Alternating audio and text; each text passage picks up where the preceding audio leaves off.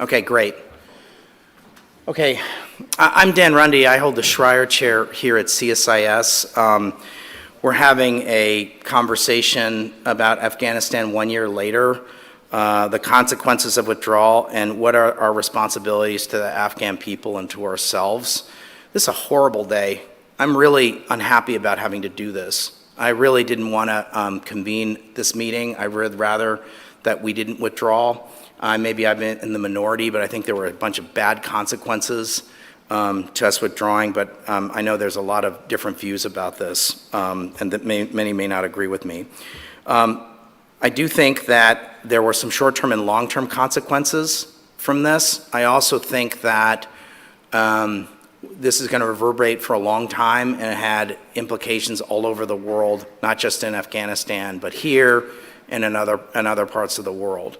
So I think we're going to have a very long and interesting discussion about this, but I think one of the things I worry about is that because Afghanistan is in a really forgotten corner of the world, it's easy to sort of sweep under the rug and think about other things. We've had lots of other things going on in the world, and so it's a small place, but it has an ability to kind of, in the grand scheme of things, but unfortunately has an ability to come out and reach out and touch us. I remember 9/11 really clearly, and that's why I think we were in Afghanistan. And I don't want us to have to ever go back there in a military way. And I worry that if some other bad event were to happen, it would force us to have to go back in there, and I don't want that to happen. So we've got a number of thoughtful speakers. We're starting first with Congressman Peter Meyer, who's got some pre-recorded remarks. Congressman Meyer represents a district in Michigan. He's also a military veteran and served in Afghanistan. So we're going to play the tape, and then we're going to hear from my friend Fawzia Koofi, who's the former vice president of the Afghan parliament and is a visiting fellow here at CSIS. Then we'll have a panel discussion. So let's roll the tape of Congressman Meyer, please. Hi, this is Congressman Peter Meyer, and I'm honored to be speaking on the 1 year anniversary of the fall of Afghanistan, of the collapse of the Afghan government, or as many who worked over the 20-year span we were in Afghanistan, JIROA, the government of the Islamic Republic of Afghanistan, and to be speaking before CSIS on this momentous occasion. I'm in a unique position as both a member of Congress, but also somebody who served with the Army in Iraq, so know what it's like to wear a uniform in a combat zone, to have a weapon, to have body armor, to have armored vehicles, air support, medevacs, and all of those things that our soldiers and sailors, airmen and Marine can expect when abroad, but also to have spent time in Afghanistan as a humanitarian aid worker from 2013 to 2015. So when Afghanistan fell, that was a scenario that we had been concerned about for a while in Congress. Specifically concerned, and this is coming from somebody who believed in the need for us to move towards a negotiated power sharing agreement, that the only way we could achieve peace in Afghanistan would not have been through unilateral engagement on behalf of the Afghan government, but fundamentally that the only way this conflict would end peacefully was through a negotiated power sharing agreement that was hammered out, that had clarity, and that would respect all parties to the conflict. Now, 20 years on, and 1 year post, the end of the American efforts in Afghanistan, 20 years on, I think it's important to reflect on where we came from and where we're going. Where we came from, in the pre-9/11 moment, was state collapse in Afghanistan that led to the rise of transnational terrorist organizations that could strike at the West. Now, specifically, that was Al-Qaeda. 20 years later, I think we're on the very same precipice of concern about state collapse that can lead to the rise or empowerment of transnational terrorist organizations that can again strike at the West. The presence of Zawahiri, the number one in Al-Qaeda, at least from open source reporting, who was in a safe house protected by Sirajuddin Haqqani, or at least under the temporary protection of him and his loyalists, is incredibly concerning. Whether or not Al-Qaeda was actively planning to strike at the United States, that is a violation in the most obscene and transparent way of the Doha Agreement that was signed in 2020. But frankly, more importantly, it strikes at the heart of what should our main priorities and main objectives be in Afghanistan today. And that's what I really want to focus on. I'm a big believer that the United States cannot afford the same decent interval that we had in Vietnam, that the question of engagement, the question of choosing who we talk to and where and how, we're not in a position to put ego first. We're not in a position to be acting on a basis of emotion. We need to be focused on strategic, long-term national interest. We need to be focused on great power competition. We need to be focused on understanding and never forgetting why, again, we went into Afghanistan in the first place. We have a vested interest today in making sure that Afghanistan does not collapse, that there is not an overwhelming humanitarian catastrophe that will only empower those who seek to do the West harm. We have that on the one hand, but then we also have a strong desire, in my view, to make sure that Afghanistan does not return to the fold of actors who are fundamentally unaligned or opposed to the strength of the West. I think Afghanistan today is caught in a very interesting conundrum. They have obviously a long-standing, among the Taliban and the Haqqani network, they have a long-standing affinity and support network in Pakistan. They also have ties to the Chinese and Russian governments. But among the leadership, there is an interest, at least expressed, and now I cannot claim the degree of sincerity, but there is a degree of interest in engaging with the West, in taking on more of a Saudi model, in getting to the point where the West recognizes that Afghanistan will not be a perfect Jeffersonian democracy tomorrow, but that there's a very big difference and distinction between that and what we currently have. And I think that is really important for us to focus on, and that is really important for us to remember at the end of the day. It's very easy to fall victim to delusions of grandeur, of the idea that there's some wonderful Panjshiri rebellion that's going to come from beneath and sweep into Kabul. I think that is a fiction. If you recall back to 2001 and some of the Taliban protestations against surrendering al-Qaeda figures who were in Afghanistan and had been plotting to attack the U.S., and there was that very fine line going back to the late 2001 period, where we had that question of, will the Taliban surrender leading al-Qaeda figures, or will the United States have to invade? And they fell back on the fig leaf of Pashtun Wali and said that we needed to come in and get them, and that they would not participate and they would not cooperate. I hope, and my prayer is that in the post-Doha moment, this will create more of a semblance of how do we align? How do we make sure that what is in the long-term strategic interest of the U.S. is not polluted or contaminated with emotion or with short-term concerns? What I saw on the ground at Hamid Karzai International Airport last year was, and this was a comment that was made to me by a number of American and international personnel. It was a sincere belief and a sincere surprise that, frankly, the United States and coalition personnel worked closely alongside the Taliban. The Taliban were not the folks that were trying to kill us in that August window. And this was something that just shocked many of us who were there, expecting resistance, expecting confrontation, expecting difficulty, when the approach the IEA took was, we sign an agreement, what can we do to help you leave? How can we be of assistance? I think that is continuing to be, or that is a reality that we have not yet fully grappled with. We have not yet been able to set aside our immediate priors with where our long-term interests are in that region. And I hope that we are able to get to that point. I think it's imperative that we get to that point, because the threat of a widespread humanitarian catastrophe in Afghanistan will be tragic on a moral standpoint, and it'll be tragic on a strategic standpoint for the United States. We have invested too much and we've spent too long to turn our backs on this region.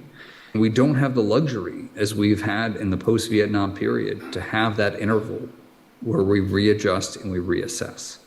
I know I'm probably taking a position here that may be unpopular in some quarters, but we need to be real about our strengths and our weaknesses, and we need to be real about the dynamics that we're facing in Afghanistan today.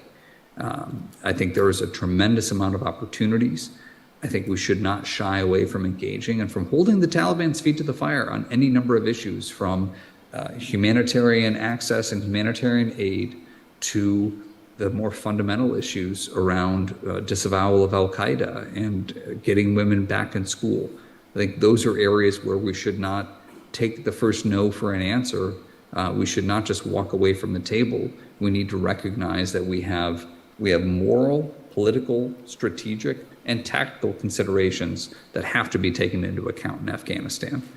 And I appreciate the fact that CSIS is hosting this discussion today. I'm sure we'll hear from a lot of other members of various organizations who have had and played an impact to be focusing on what that long term looks like, because we cannot remain stuck in the past.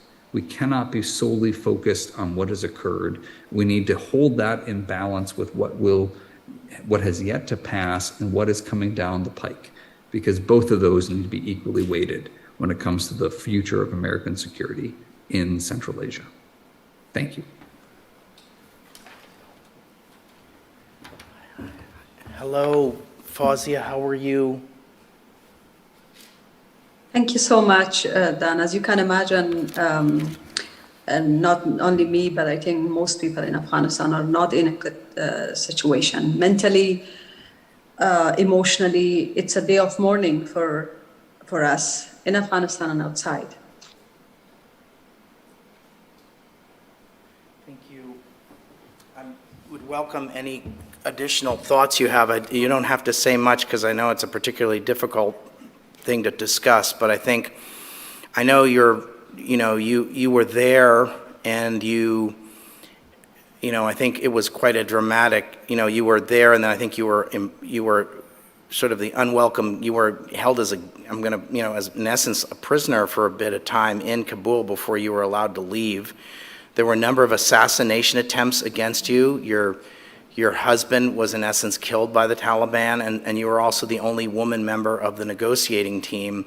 So I know it's a particularly difficult day because it brings up a lot, frankly. But I do think, Fawzia, that I think it's really important that we hear from you a little bit more, because I think that it would be inappropriate to be talking about Afghanistan without an important voice like yours here. So I know there's a lot of loss, and I also know, I'm also hoping that we can find some hope. It's not a particularly hopeful moment, I think, here in the United States, but I wanted to at least give you a chance to reflect a little bit about what are some of the things you are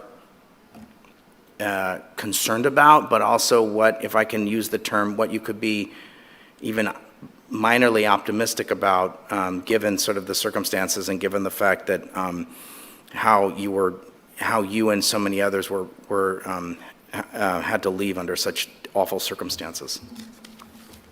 Thank you so much, Dan, and I thank CSIS for giving me a platform to be part of this wonderful team and group of people.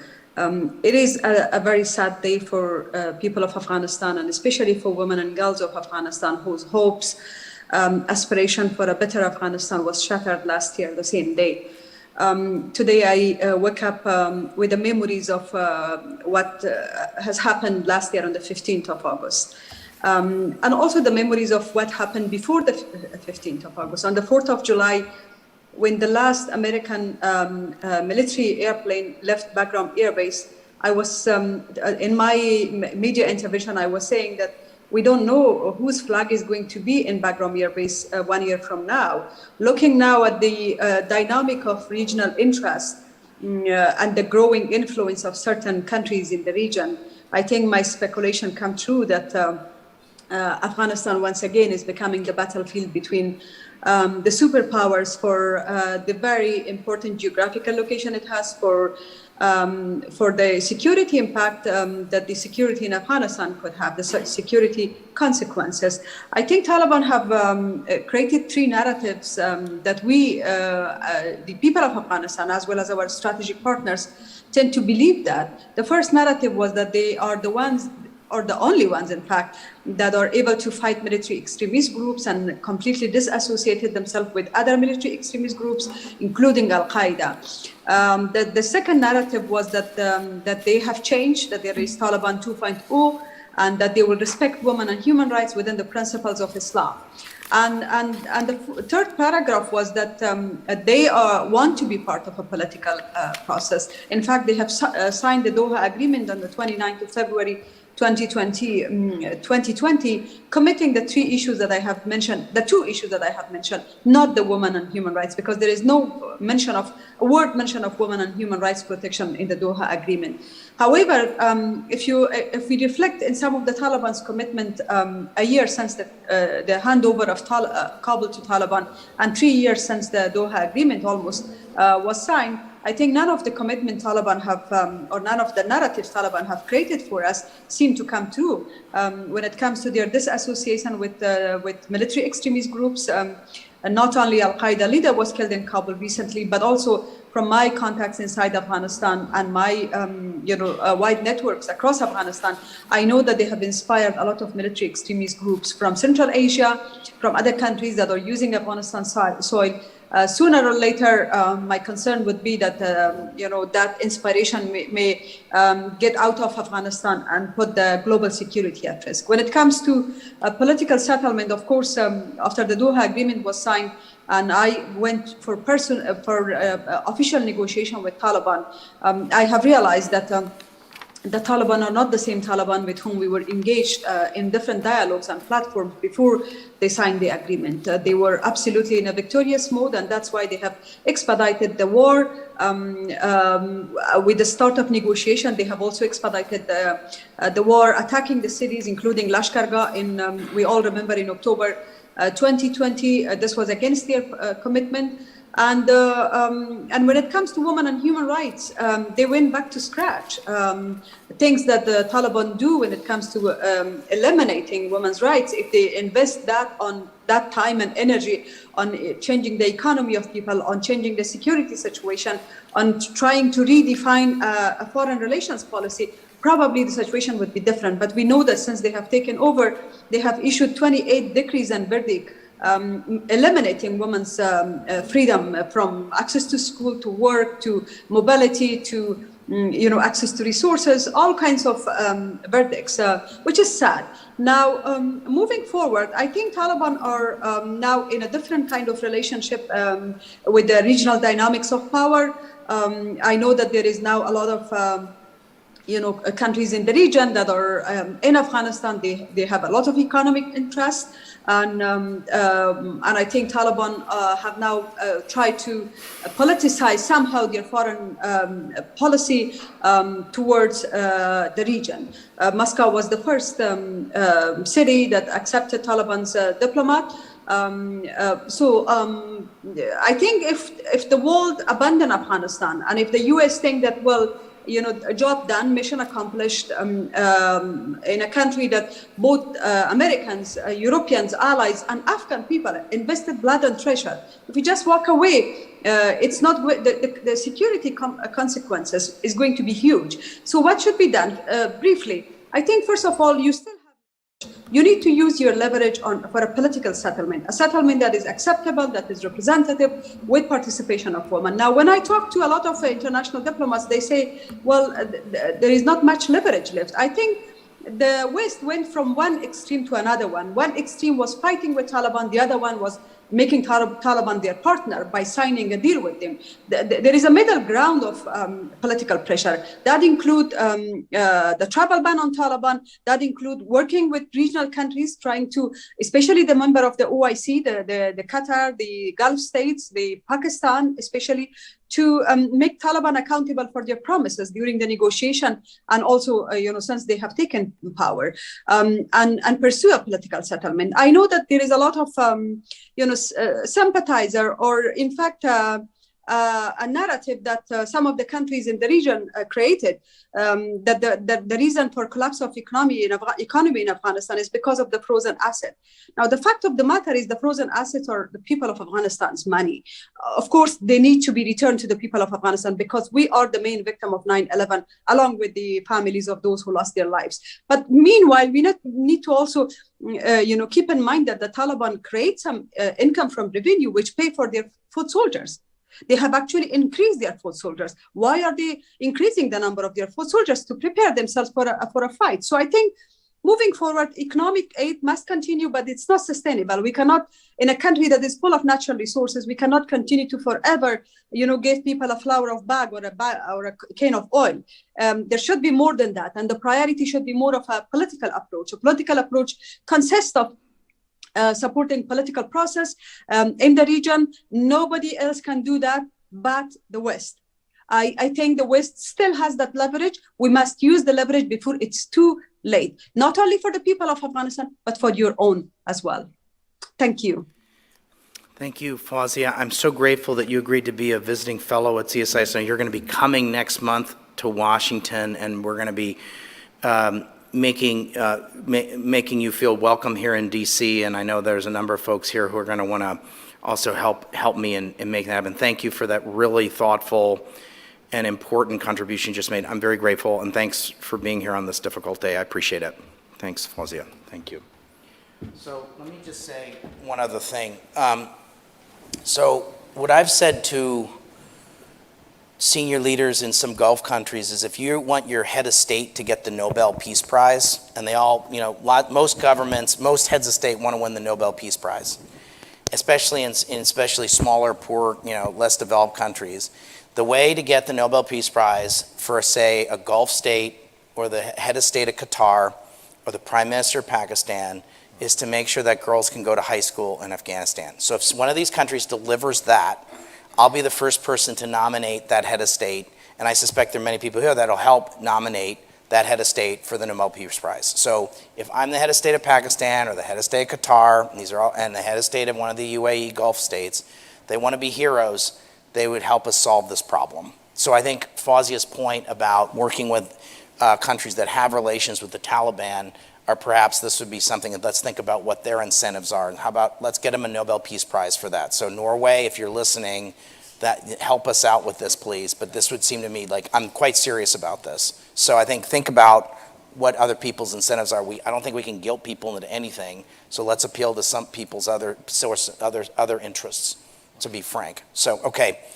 So I wanted to have a conversation with people who I respected, who I had a lot of thoughtful things to say. I think you all will agree that Congressman Meyer's comments were really sophisticated and thoughtful and impressive, and it's a real shame that he's leaving the Congress. He was defeated 2 weeks ago in a primary, and a number of bad actors intervened in his primary, and so people should look at themselves in the mirror if they participated in that and be ashamed of themselves. So that's the first thing I'll say. The second thing is we're very grateful to have Fawzia Koofi, who's had several of her bodyguards murdered by the Taliban. Her husband was killed by the Taliban. She was basically an unwanted guest of the Taliban for at least a month after the fall of Kabul. So I'm particularly grateful that given those circumstances, she had the time to speak with us today. So I think we've got a number of voices here that I wanted to hear from to talk about what are the consequences, but also what do we owe the Afghan people? What do we owe ourselves? What are the regional and what are the global consequences of withdrawal? And what do we need to look out over the horizon on? Because this isn't, I think there's a temptation both in Washington and among the American people to kind of just forget about it. It's receded from the front page of the newspaper. And so it's a small forgotten corner of the world. We can't get there directly. It's a landlocked country. And so for us to engage, we have to have a relationship with somebody. We have to have a relationship with China, probably ain't gonna happen. We have to have a relationship with Russia via the Central Asian states, probably ain't gonna happen. We have to have a relationship with Iran, you guys tell me, probably ain't gonna happen. Or we have to have a relationship with Pakistan, if we want, and that, that's tricky. That's literally it. Like you can only engage with Afghanistan unless you have the cooperation of one of those countries. So with that, I'm gonna start with the humanitarian issues, and I'm gonna ask my friend Bill O'Keefe, who I'm really happy is here, is the Executive Vice President for Mission Mobilization and Advocacy at Catholic Relief Services, to talk about the current humanitarian crisis in Afghanistan, as well as I'm hoping he'll briefly touch on how we're doing in terms of receiving people here, because I think we had a more responsibility and a geostrategic responsibility to make sure we hosted as many people as we could, whether here or in other countries outside of Afghanistan. So Bill, over to you. Great, thanks Dan. And first of all, I really love your criteria for the Nobel Peace Prize. I'm gonna put a check on that. So Catholic Relief Services has been in Afghanistan since 1998 and is supporting education, cash disaster response, and agriculture. And right now, we are seeing the same thing that other humanitarians are and that the UN is reporting. Of the 41 million people in Afghanistan, 92% are facing food insecurity. Another 18.9% of that are facing more life-threatening insecurity, one of the highest levels around the world. And about 1.1 million children are facing the kind of severe malnutrition that needs therapeutic intervention. And without that intervention, many of those children may very well die. So it's a terrible humanitarian situation. It's aggravated by a couple of things. One, climate change and cyclical drought. In the 60s, Afghanistan experienced a drought about once every 4 years. Now it's every other year. And as most of you are probably aware, in poorer countries, when the rate of drought picks up, the coping strategies gradually get eaten away and people are more and more vulnerable. And we see that in Afghanistan right now. There's a lot of growth in disease and disease vectors right now in Afghanistan, partly because of breakdown of the health system, COVID, measles, dengue fever, diarrheal disease, hemorrhagic fevers. It's quite a cocktail of disease impact on the population there. And of course, that kind of disease always impacts women and children most of all. There's a serious macroeconomic and liquidity crisis in the economy. So normal Afghans are not being paid. They can't get their money out of the bank. They're having all sorts of trouble with the basics of economic life because the economy has really been frozen, in part because we and other countries have frozen the assets of the Afghan government and limited its ability to participate in the broader macro economy. Civil servants are unpaid.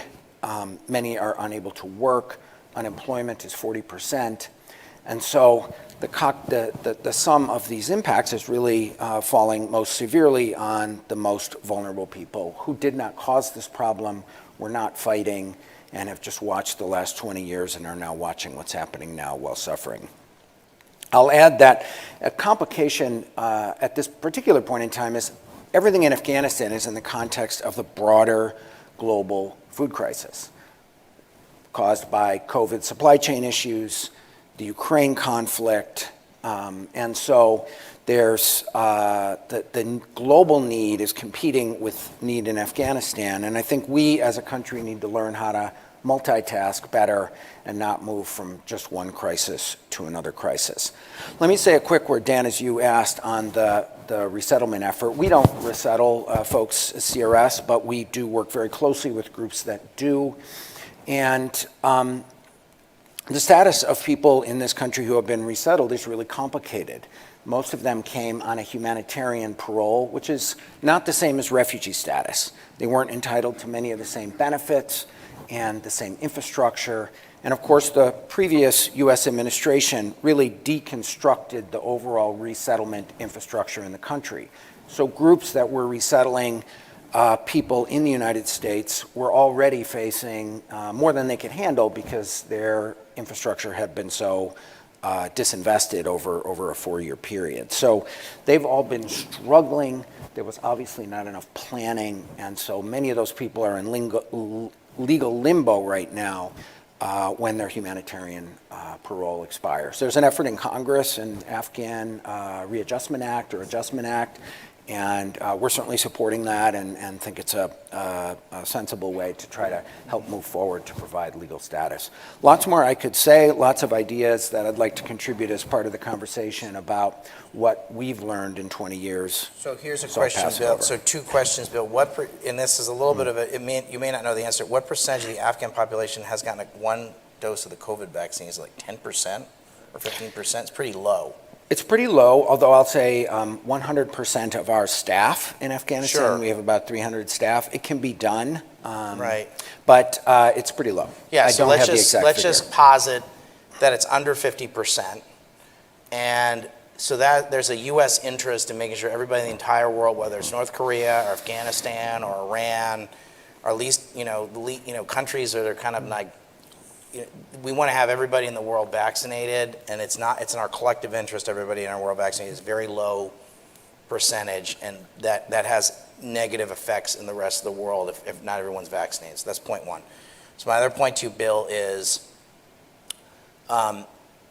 if you were a policymaker right now and thinking about the fact that we have to decide between funding humanitarian work or ensuring that at the margins we can help girls go to high school or something or university, but it means running monies through the pipes of some Taliban-controlled government ministry. What's your position? What's your view of that? So, Because this is a dilemma, right? This is a problem we're grappling with. We don't want to help the Taliban, but we want to help the Afghan people. How do we deal with that? absolutely. So first, I think it's a little bit of a false choice. We run community-based education programs in much of the central part of the country. Many other American NGOs are supporting similar activities, and those activities need the compliance of the local education authorities. But most of those people are, they're part of the Taliban government, but they're civil servants. They're people who are interested in education. And so I feel very strongly, and we feel, we need to be able to work with those folks in order to advance the education, health, and other social services that are both for the good of the most vulnerable people, but also for creating a more stable environment for growth in the country. So I think both can be done. Also, let me just, last thing. There's a central government. People think the government of Afghanistan. That's like saying the government of the United States. We have a federal government, we have state governments, we have county governments, we have municipal governments. And so one of the mistakes of the last 20 years was not enough working directly through nonprofits, NGOs, credible groups, and local municipal governments, and too much focus on the national central government. So by decentralizing some of our work, I think we can make progress. Okay, thank you. So Annie Forsheimer, thanks for being here. You're a senior associate with CSIS, but you are also acting Deputy Assistant Secretary of State for Afghanistan. You are also the Deputy Chief of Mission in Kabul. You've been a really important voice. You've been a moral voice on Afghanistan. I wanted to make sure that you came. Thanks for coming down from New York to be here. So I'd welcome any initial thoughts that you have. Thank you very much, and I look forward to any conversation that we can have amongst us all. I'll make 4 points. First is the urgent and continuing need for principled engagement in Afghanistan. As you point out, Dan, there is that tendency in the U.S. to put things on the back page. I think there are official administration desires to see this not talked about. And so keeping this in front of us all as an urgent and important issue to continue U.S. engagement, however it may be, this is something we should do beyond the anniversary dates. And I think there are lots of reasons for that, but I'll point to one, which Fawzia Kufi mentioned, that what the Taliban have done is created an inspiration for other groups around the world. And we have that as a problem. We also have the problem of a generation of Afghans either not going to school, or if they do go to school, we don't know what they're going to be taught. So we have a concern in Afghanistan about what that country not only is like right now, but what it might symbolize and turn into for groups around the world that want to destabilize governments on their own. Secondly, I think there's a driving need for a consistent and multilateral face of engagement. I think the days of the US taking the lead and speaking on behalf of the quote-unquote West, I think those should be over. Because I think, among other reasons, besides providing a convenient foil for the Taliban, it's more important to have an international voice that the Taliban might actually listen to, which includes some of the neighbors, as Dan pointed out, and some of the organizations that they really need. So I think that this is one of the reasons that it's important that the UN Security Council has passed some good resolutions and a very strong mandate for the UN assistance mission in Afghanistan. I don't think that mandate is being fully enough exercised. We don't have to reinvent a role for the international community. It already exists. And that includes all of the very good work done on humanitarian aid, which should be more localized. I absolutely agree. The mandate also calls for the international community to facilitate conflict resolution, which could start at more local levels and could provide a counterpoint for the vast majority of Afghans who would like more say in their own lives and don't want to be centrally administered by the Taliban, to give them the ability to speak up and to have their own version of self-administration. And I think we have to use the levers that we have of influence, the very few that we have remaining, appropriately.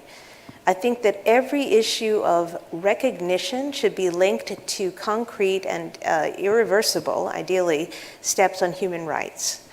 The levers of sanctions and sanction relief, and I strongly urge that the travel ban against the Taliban leadership be fully reimposed by the deadline on August 19th. Everything about sanctions should be linked to better performance on counterterrorism. And our assistance should track with transparency on the part of the Taliban of where their income is coming from and who is in charge of fundamental institutions like the central bank. Thirdly, obviously, and I hate to have to say it over and over again, but it's the Afghan voices that matter. Afghans want their rights and they want their economy.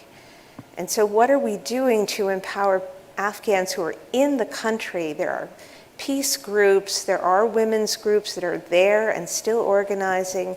What are we doing to empower their voices? I think the UN has had very important speakers at some of their meetings who represent these voices, but do we hear them enough in the United States? Do we hear them enough in the OIC? What are the Afghans inside the country saying? Finally, I do want to mention the community here in the United States that cares and is working about relief for Afghans, but also the continued relocation of Afghans who are eligible through special immigrant visas or the P1, P2 priority categories created last year, which have almost not been used, or those who arrive through humanitarian parole who would benefit from the Afghan Adjustment Act. As everyone has mentioned, this is a hard day. And Americans who worked with Afghans in Afghanistan, myself included, truly wake up feeling guilty every day about our comfortable lives and the fact that we can't do more. So in solidarity with the people who are left in Afghanistan, the people who need help who are already here, I hope that we learn something from this day and that we do better going forward. Thanks, Annie. Okay, Ambassador McKinley, thanks for being here. You're a senior advisor here at CSIS. You're a four-time ambassador. You were ambassador in Afghanistan, and so I'm really grateful that you would take the time to be here today. Well, thanks, Dan, for the invitation. And if I can start echoing Annie's last words, we really can't forget what a tragic day this is. And so we look at a lot of the coverage over the last few days, much of it focused on the consequences for the Afghan people but also for the American people. And it's important, as Annie has pointed out, that we remember what these 20 years cost on a very significant scale for both our peoples, and not just on anniversaries, which are sad ones, such as the one today. The three previous speakers, I think, have raised extremely important topical points, and so was struggling to think of, and what can I add to the already very important issues which have been covered. I would start by following up on what Congressman Meyer said about we cannot remain stuck in the past. But as part of not remaining stuck in the past, the United States historically has not done a great job of dealing with historical memory and the consequences of negative political developments, both inside our country and our engagements overseas. So there's talk of lessons learned. There's certainly the very important CIGAR report that came out last year. CIGAR is? The oversight body appointed by Congress to monitor the expenditure of U.S. funds, both civil and military, during the wars in Afghanistan. And they certainly began a very important process of looking at what happened and trying to explain what happened. But we certainly need to go beyond that, because I think we're still absorbing the impact inside this country. First, on the failures of American political strategy, failures of American military strategy, the failures of American developmental strategy across 20 years. This isn't a question of focusing on the moment, as Congressman Meyer said. It's not just about the withdrawal, the decision, how it was done. It's a question of why 20 years didn't succeed in building something more permanent going forward. And we have yet to see a concerted, dispassionate, objective, nonpartisan effort launched, which can begin to look at what happened with our engagement in Afghanistan and what we can do and learn going forward in terms of how we deal with conflicts in the future, but also to help us decide how we deal with Afghanistan today. Second component is Afghan realities. And I think by now most of us will accept we did not fully understand Afghanistan across the 20 years we were there. And I think it requires us to sort of be more humble as we look at those last 20 years and recognize and ask ourselves, but I think these are questions Afghans have to ask themselves as well. Why across 20 years did the entire political leadership, both at the national and regional level, not commit more fully to the transformation of the country? Why, year after year, did we deal with systematic undermining of efforts to build democratic governance or systemic corruption on a massive scale? Why didn't the Afghan security forces build out as advertised, certainly by U.S. government reports to Congress, but on the ground too? It was a mirage, and we saw that in 2021 as the Taliban began to stretch their advantage. And we also we fundamentally misunderstood the Taliban, its sense of purpose, a level of support which did exist for them inside the country. And so looking at Afghanistan now, these are questions we have to come to terms with, try to analyze, try to understand if we're going to move on and do something constructive in supporting another transformation of Afghanistan, hopefully in a better direction. And the third issue is staying power. It's true that global issues have moved on. We have Ukraine, we have Taiwan, as Dan mentioned. We have our national economy. We have climate change. We can go down the list of issues which are more important now. But it doesn't mean we can't multitask, I think, again, as Dan said. It is important to continue to focus on issues in the region and in Afghanistan in particular, partly because of the moral obligation of 20 years of engagement inside the country, but also because what happens in Afghanistan can begin over the years to have a knock-on impact on security matters that are important to the region, to our relationship with the broader South Asia and Central Asia region. And so to look the other way is not an option. So as we go forward and look at engaging on issues, Annie's points about what do we do now, working with the multilateral agencies, working with governments, like-minded governments around the world, with regional governments to see how we can affect change. Continuing to monitor the terrorist threat, although I'm in the camp of you want to look at terrorist threats, take a look at what's happening in the Sahel with Islamic State and Al-Qaeda offshoots, or northern Syria and northern Iraq. The threat's much closer than Afghanistan at this stage. But it doesn't mean you don't have to address what could and is emerging in Afghanistan. So going forward, it just seems important to focus, keep Afghanistan as part of our international engagement, address the important issues that have already been referenced, and to close, again, paraphrasing Congressman Meyer, distinguishing between the events of the past 18 months and our long-term strategic interests in the region. We should not shy away from re-engagement. Thank you. Thank you. Lieutenant General Nagata, thanks for being here.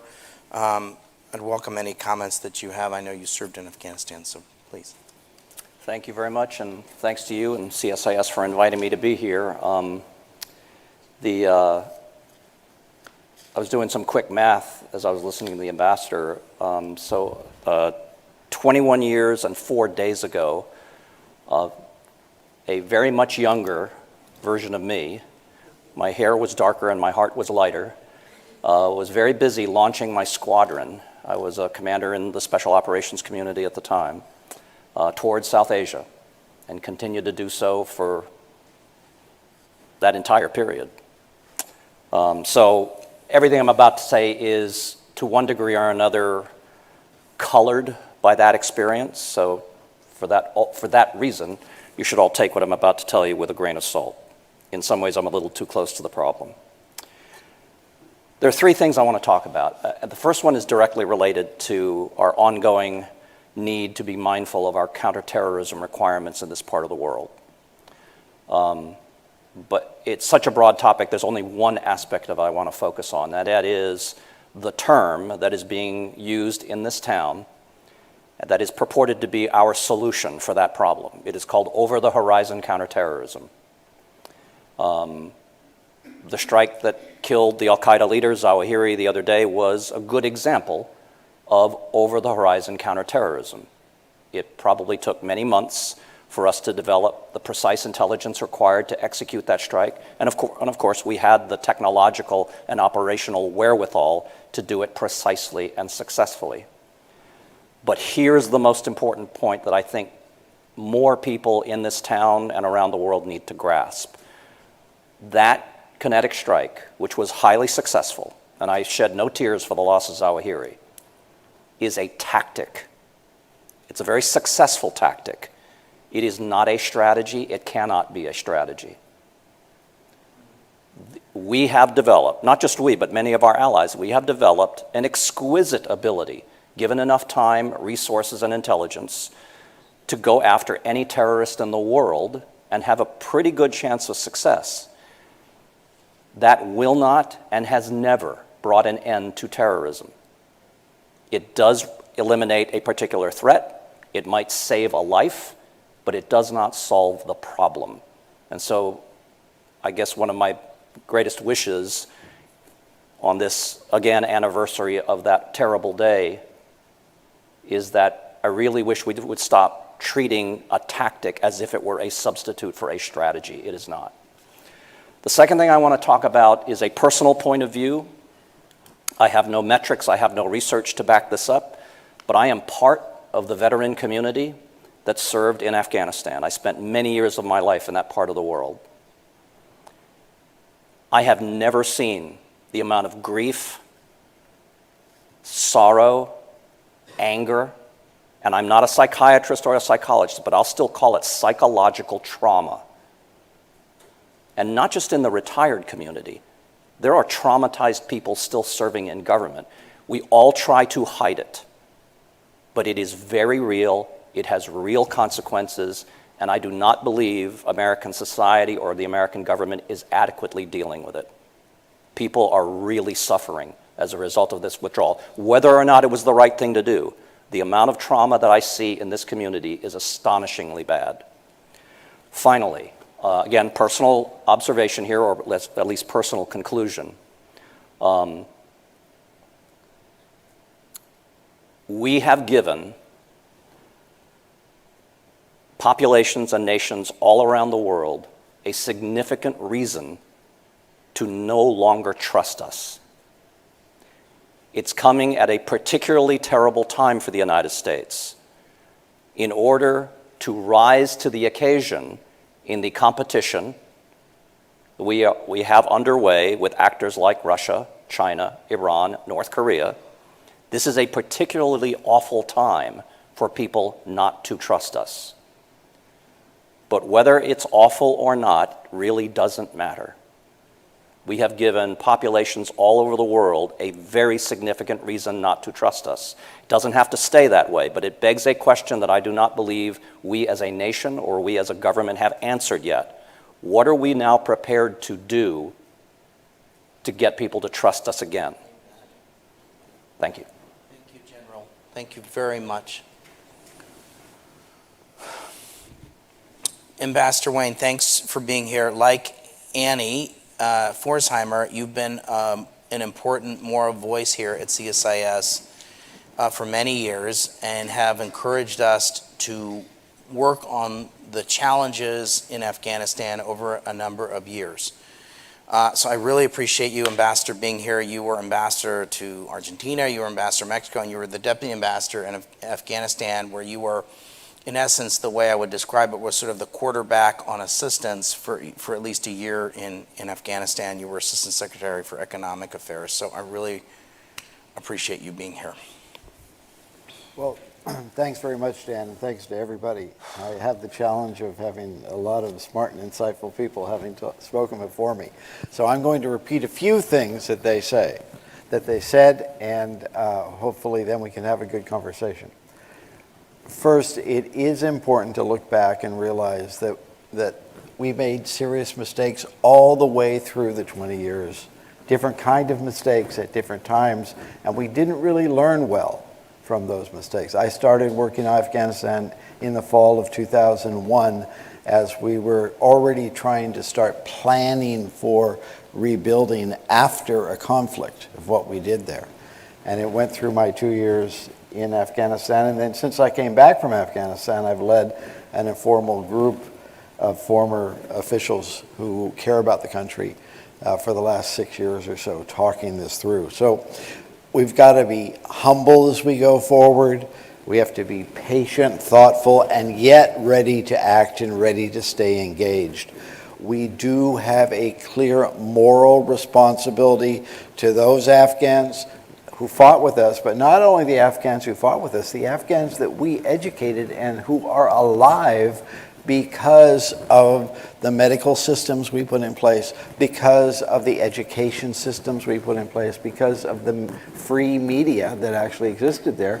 Afghans are much more engaged with the world, and I know that many of them were not happy with the Afghanistan before the Taliban came in. Talk about exit strategies. We really blew the departure from Afghanistan. We had a terrible agreement with the Taliban, we had a terrible drawdown process, and we had a terrible departure process. And the result of that has been massive suffering, people living on the edge of starvation and death from other hardships over the past year. So we need to find ways to keep addressing those serious human needs as we go forward. And as has been mentioned, we also need to address our security interests that are still evident there. And we're doing this with probably the least amount of leverage we've had since 2002 and the least amount of intelligence that we've had for a long time about what's really happening there. Plus, as none of us have yet mentioned, the Taliban is internally focused right now. They're consolidating their rule. They really don't care a lot about what the international community thinks. They're happy to have that relief coming in, but they're focused on maintaining their internal unity, deciding what they want their new regime to look like. They still have just a provisional government. So in a lot of ways, part of the challenge is getting the attention of the Taliban to doing the right thing and then having leverage to have them do that. So we need to do that in our engagement, working with our partners, as Annie and others that Mike have said. We have to have partners doing this. We have partners that agree with us ideologically, and we have partners that don't agree with us.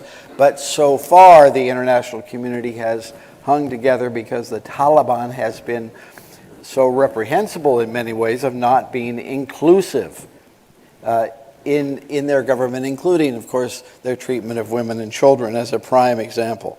So as we go forward, again, we need to really be patient and committed to a long-term strategy that looks for opportunities to get the Taliban to do things that they should do, but to make sure they're tied to, if we give something for that, it's tied to specific steps that are positive, and we have to be ready to act if we discover new Zawahiris there, and to act forcefully, and all the time engaging with regional and international players who still care, using the UN, using other things. So it's a tough agenda, and especially, as we all know, attention in the United States to these things rises and wanes, and tends to wane right now. Not tying to my last name, of course, but it really is important to stay engaged. So let's have a good conversation. So I'd welcome, I'm going to suggest one of three things that each of you could do. One is you could react to something someone else has said. And then let me put two questions to this group, and you can answer either one of these two questions. One is, I don't think anybody on this panel is going to say, let's walk away from Afghanistan. But if we're not walking away from Afghanistan, what does engagement look like given what the cards we've been dealt? So that's one question. So you could react to what someone else has said, or you can say, okay, well, tell me what engagement looks like given this. The other question I would put to you is, okay, there's been discussion about regional actors. I've put on the table the idea of, I'm telling you, this isn't a completely glib statement on my part. We should be thinking about what we could do to help one of the neighbors that's got relations with the Taliban get their head of state the Nobel Peace Prize. But if we could get girls in school through 12th grade or university again in some kind like something pre-2021, we ought to get one of these heads of state. If they can deliver that, we ought to give them the Nobel Prize. And I would tell you that's far better than like saying you can come give a speech at Yale or you can come give a talk at the World Economic Forum. That's actually a real carrot for some actor who might be a little diffident about this to consider doing this. So how do we engage the regional actors? So reaction to something that's been said, how do we engage given the circumstances, or tell me something about what role regional actors can play given what we're talking about. So let me just go down then I'll open it up to some Q&A. So briefly, okay? So Bill, go ahead. You don't have to respond to all those things. Great. Definitely not going to respond to all of them. I'm going to focus on what's engagement and first say somewhat of a controversial statement, which is this is, I think, for many a tragic day, but for many in Afghanistan, actually, particularly in rural areas, Not so tragic, because there's not fighting that there was for 20 years. And so many people are experiencing peace in a relative sense in a way that they weren't before. And I just think it's important to remember that. The costs of an ongoing conflict, good or bad, are extremely high, again, on the most vulnerable people. And there are people who are now living much more normal lives, farming, taking care of their families, than they would have had the conflict continue. So, point one, in terms of what engagement looks like, I'm going to focus on the need to continue to support humanitarian relief, but also to move towards resilience building and more development, community development activities for the long term. One of the mistakes of the last 20 years is, rather than a 20-year community development strategy that built the relationship between people and the administrative state by providing services that people needed, we focused on a lot of money through a narrow central administrative pipeline. And when there's too much money in a pipeline, it overflows, and that's what actually creates corruption. And that's what we got. So we need to focus on local, credible actors in long-term community development activities that make people's lives better. We can do that. There is a way to do that and still avoid supporting the worst actors in a way that is contrary to American interests. So that's the engagement that I'm looking for. Okay, Annie? Thank you. Maybe I'll just, in a way, push back at the idea that it's, first of all, that everything that we did was a failure. I mean, I certainly don't believe that, but also that going forward, that it is somehow romantic to have moral, sort of a moral quality to what we see as our engagement strategy. I mean, I think that the Taliban are not the only ones who are allowed to have an ideology. We believe in the UN Universal Declaration of Human Rights, and I think that our path of engagement, as I said, should absolutely be as multilateral as possible, because we don't need the US, the West, NATO, et cetera, to, again, sort of put itself in the savior category. What we need is a worldwide set of standards for the Taliban to understand are actually non-negotiable. I mean, they were successful in their negotiating strategy by simply sticking to what they believed in. I think we have beliefs too, and I think that is where we are strongest. So that, humanitarian relief is incredibly important. Humanitarian plus is important. But beyond that, the Taliban have taken over the responsibility for the feeding of every person in that country. What is it that they are prepared to do in order to guarantee that Afghans can survive and even thrive? And so the conversation between the Taliban and the international community, has got to be one of principles and one of clarity, and that we need to be as united as possible with other members of the international community in order to make that stick. Esther? So I'm going to speak very quickly because Dan will shut me off otherwise. I think the central question we're dealing with, and we shouldn't sugarcoat it, is what the Taliban are doing with women and girls. It's the single most challenging aspect of their rule. It's gender repression on a scale we haven't seen anywhere in the past 100 years. And so part of engagement is continuing to look for how to address that question. We have the humanitarian needs, we have the response to terrorist links, to building out governance, and so on. But I think we shouldn't lose sight that perhaps the biggest negative of the Taliban coming to power was what happened to half the population. And second, I think, as Bill already said, and Annie and Tony, focusing on what we can do going forward. But Bill's point about relative peace in a lot of the countryside. International Crisis Group just sent a group of people that visited 13 of the 34 provinces. That wouldn't have been possible 18 months ago. And speaking with not just government representatives, but Afghans across the board, something is happening there, something different. We need to understand it more clearly and take into account what Tony said about Taliban focus inwards, consolidation of their government, and divisions among the Taliban. but also on things that didn't happen. Back in December, January, we were predicting famine by March. Well, the international community marshaled its resources and worked with NGOs inside Afghanistan and prevented that happening, and the work has to continue. But it was prevented, meaning something's functioning inside the country. And as we deal with engagement, important to realize that even governments we don't like have not recognized the Taliban. Not the Iranians, not the Chinese, not the Pakistanis. It's really, there is significant reserve looking at what they are, and it should be possible to begin to leverage that.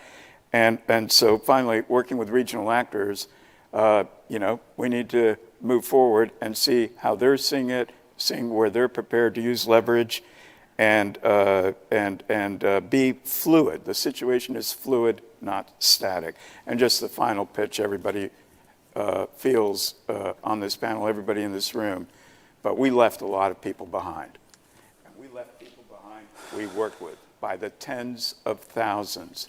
It's unacceptable that we don't continue to make that just about the most important priority in terms of our people-to-people. We have a responsibility we have not yet met. And we don't want to wait 10 years as we did in Southeast Asia to meet that commitment. God, thank you. General? I think you originally posed the question as one about engagement with Afghanistan. I'm going to take the liberty of broadening it to a question about engagement in the region. And the reason I want to do this is because 3 of the 4 competitors that the U.S. has declared are important to us, Russia, China, and Iran, are proximate to Afghanistan. We also have the world's most dangerous nuclear-armed standoff between Pakistan and India on the eastern border of Afghanistan. So I think it should be obvious that this region is strategically consequential for the United States and its interests, not just in the region, but around the world, whether we like it or not. It's a very inconvenient truth, but I would argue it's true nonetheless. But that begs the question that I'll end with.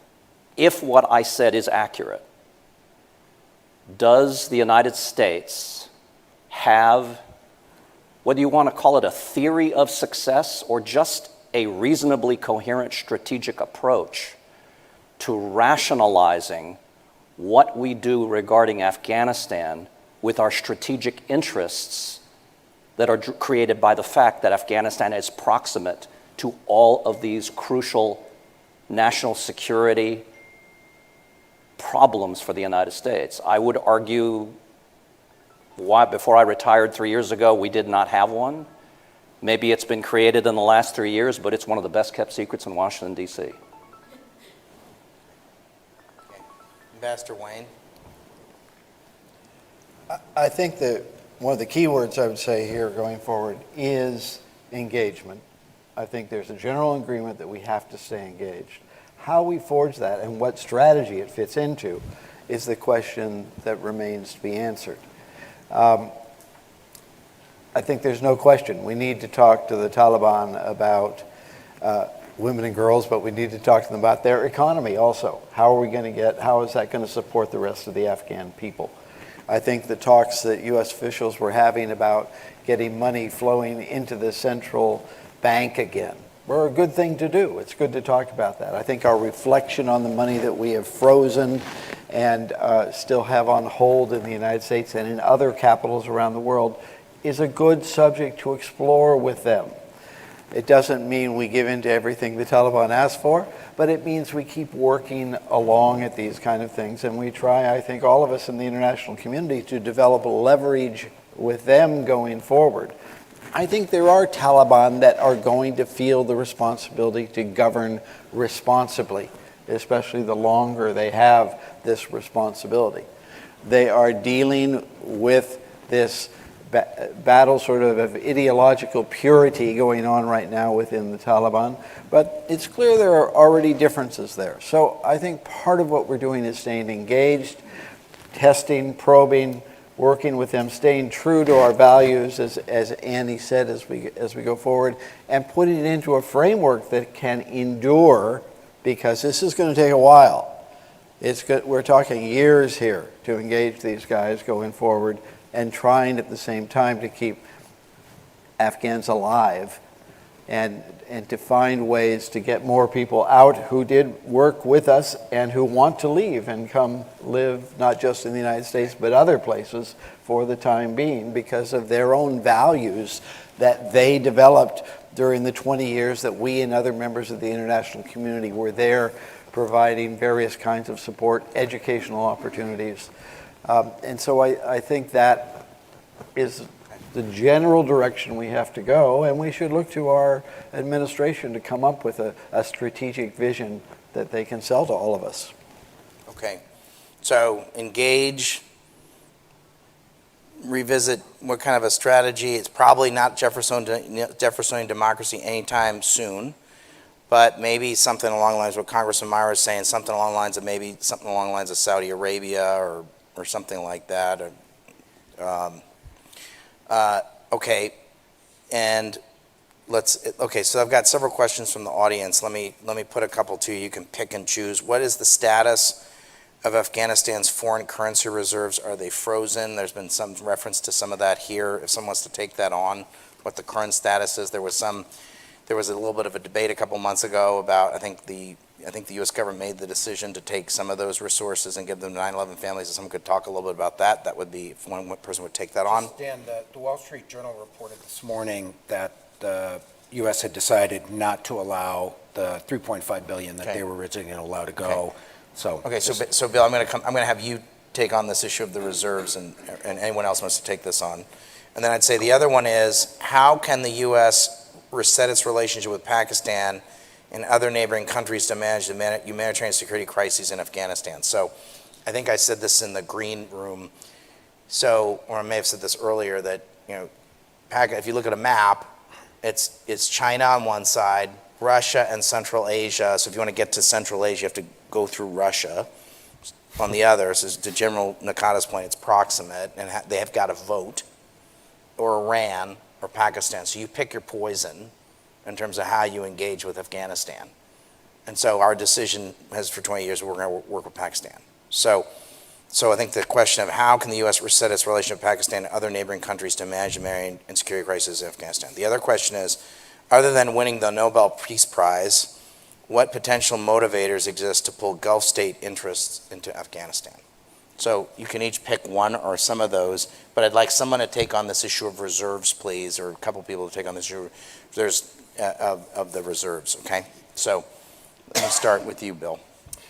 Okay, I'm not the expert on the reserves. I'll just start it off and then others can fill in. But there are $7 billion of reserves of the Afghan Central Bank that are held in New York, whatever that means, by our Fed as part of the global monetary system. And the Biden administration some months ago said that $3.5 billion was going to go to victims of terrorism and victims of 9/11, because making the logical connection that this money is from the Afghan government, which is from the Taliban. It was going to be eligible to be used. Eligible to be used, right. Eligible to be used as part of legal processes ongoing. And the other 3.5, they were going to try to figure out how to get to the Afghan people in one way or another. And then this morning, my understanding is, as reported in the Wall Street Journal,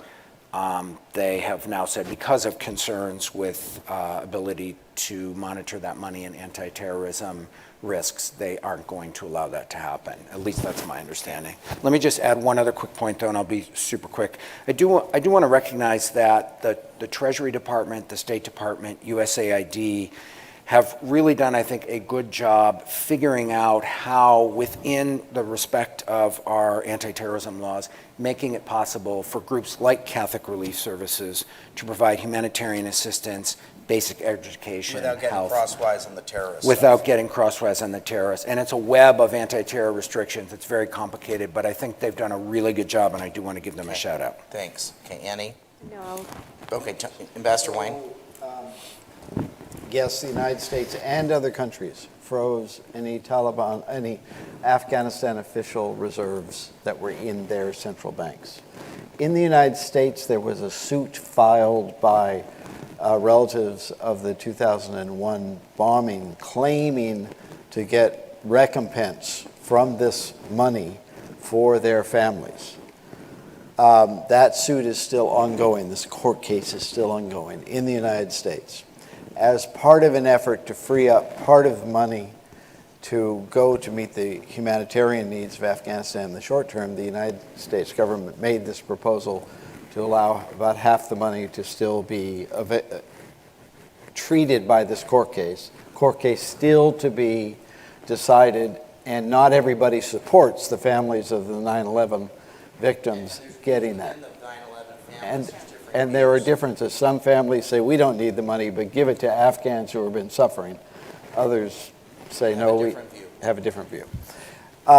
So of the money that they were going to give to Afghanistan, there was also a debate because part of the money, at least a couple $100 million of that money actually belonged to Afghan private banks and was just sitting in the Fed to be protected. So that never was Taliban money. It was never Kabul Islamic Republic money. That's still also held. And so that makes it very hard for the banks in Afghanistan to function, private banks in Afghanistan, if their own reserves were taken away. Ambassador, we would agree we'd probably want to have a functioning banking system if you wanted to. Right.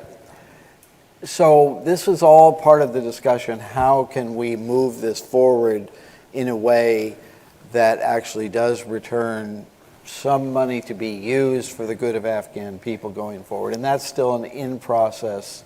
And that's what the Wall Street Journal was talking about this morning, that people are being cautious. Not surprisingly, in the wake of al-Zawahiri being discovered and taken out there in Kabul. So this will be a long process going forward, but an important one because that is money. Now, just to put this in context, when the Taliban regime fell and the new republic came in, I participated in the negotiations to return a couple $2 billion, as I remember, $1 to $2 billion, that had been frozen in the United States all during the 1990s and were returned to the new republic as part of a negotiated agreement after the Taliban had left. So this has happened before at a different scale in our own bilateral history. Okay, thank you. And General? You already know, Dan, that the word Pakistan is like red meat to me, so I have to rise to the bait. About maybe a year and a half ago, my former special operations colleagues and colleague and once my boss, General Joe Votel, and I co-wrote an article about the relationship between the United States and Pakistan. And it's a pretty boring article, so I can just tell you, I'll just cut to the chase and tell you what our principal argument was. One of the most difficult things in the world, I spent almost 3 years of my life there, is to have a functionally effective relationship with Pakistan, or between Pakistan and the United States. It's unbelievably difficult. But what we argued in the article is the only thing harder than that is to not have a relationship with Pakistan. I 100% agree. The consequences of not even trying to have an effective relationship with Pakistan are much worse than the frustrations, energy, and time you have to expend in having one. Now, 100% agree. Having said that, whatever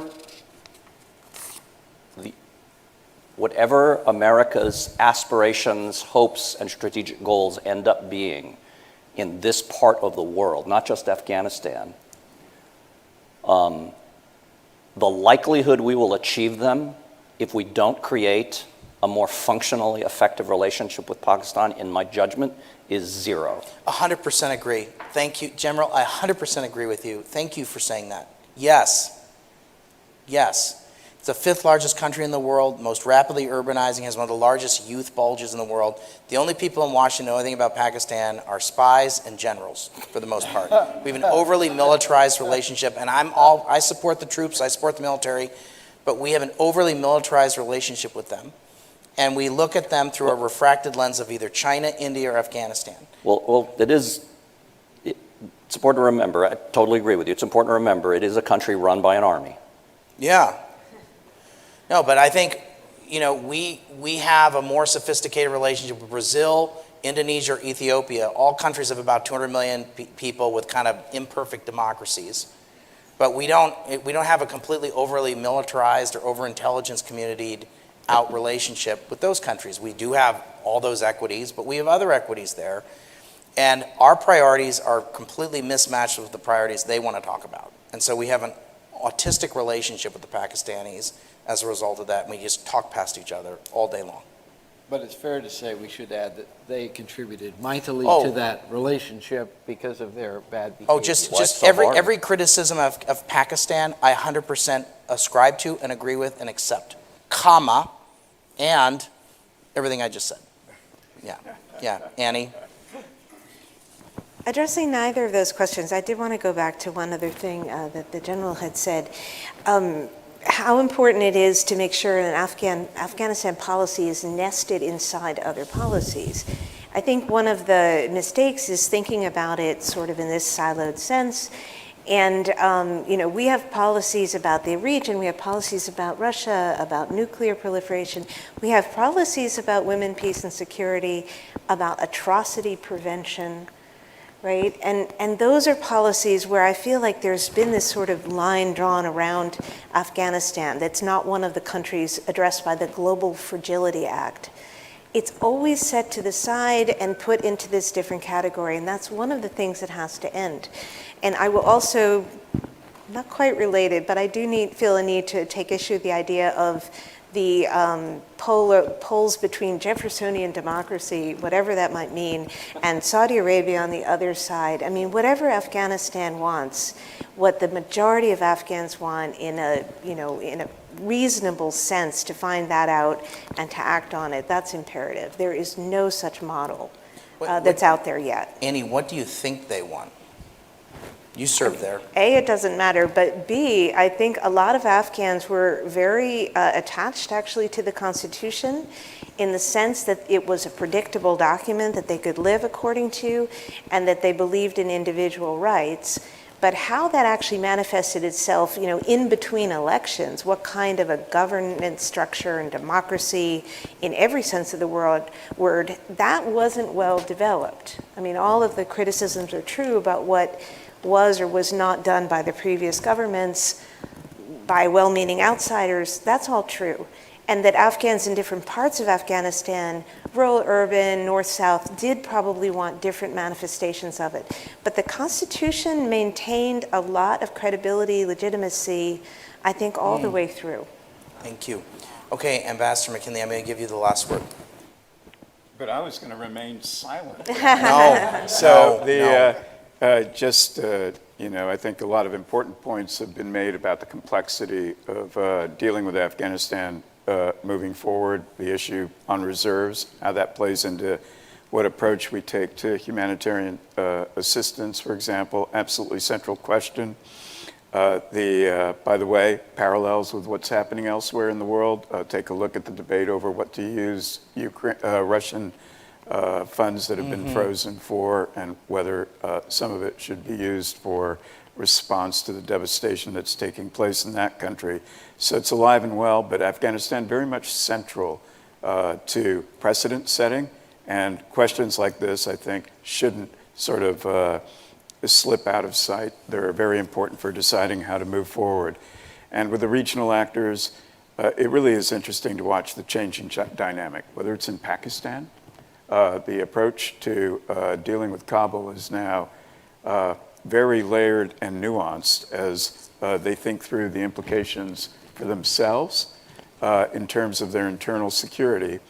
And I would point out that the U.S. focus on al-Zawahiri, al-Zawahiri is really a symbol. There is a very significant issue with the build-out of terrorist groups on the ground in Afghanistan, and there will be over the coming months and years. It's not just our preoccupation, it's a preoccupation for the region. And many of these governments, which we have difficult ties with, actually will agree with us 100% on the importance of containing that threat. So simply as we approach any number of the issues we've discussed today. There is a national component inside the Beltway on keeping Afghanistan, as Annie put it well, as part, not siloed, but as part of our regional and global strategy imperatives. But it's also critical to keep it front and center in our discussions with the region. Somebody asked in the audience about the importance to the Emirates. All of these countries may now look at it as a situation that looks sort of stable, but they're watching because they've had to deal with the fallout of it for the past 20 years, and they don't want to do that again. So they're part of our engagement, they're part of the dialogue, and thinking through what practical options are there for going forward. Okay, thanks. I don't feel better after this discussion. I don't feel more hopeful after this discussion, but I have a little bit more clarity about some of the responsibilities that we have and some of the steps we could take. It's still an awful day, and but I think we have significant responsibilities, and the message is we can't look away. We can't try to ignore it. We have a number of interests there, but I don't think we can solve this alone, and we're going to need to find ways to work with friends and not so friends to try and deal with this. Thanks everybody for being here.